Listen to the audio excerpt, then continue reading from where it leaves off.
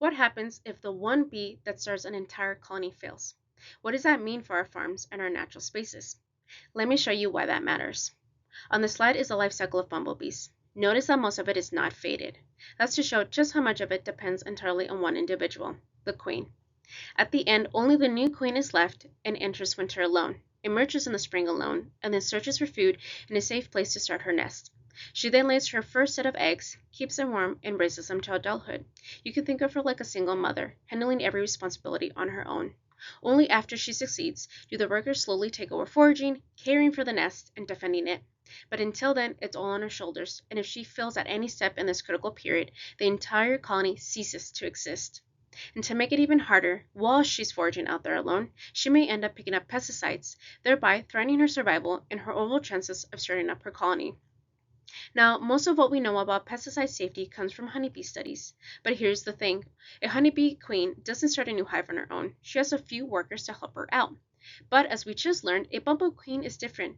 She's all on her own and therefore more vulnerable to pesticide exposure. Now, out of the studies that do focus on bumblebees, many tend to look at lethal effects.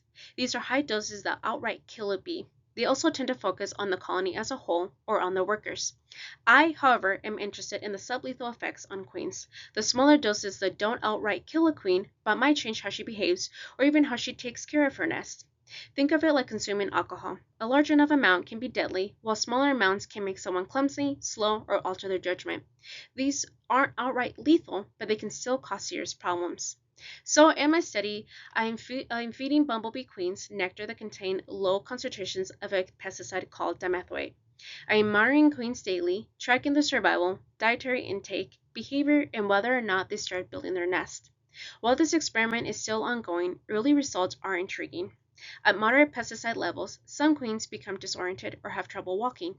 However, others seem to rush right into building their nest, faster than they normally would. That's interesting. Why? Well, this could be an example of hormesis, where a small dose causes a short-term boost, but is costly in the long run. It's like drinking coffee before a marathon and then crashing later on in the race. So, while these are subtle effects, they can ultimately have long-term effects on a colony and therefore on entire bee populations. And with major declines in bumblebee populations worldwide, we can't just look at workers or entire colonies. We also need to focus on the individual, the one who starts it all, the queen. By protecting her not only means protecting overall bee populations, it also means protecting our food and ecosystems that we all deeply depend on.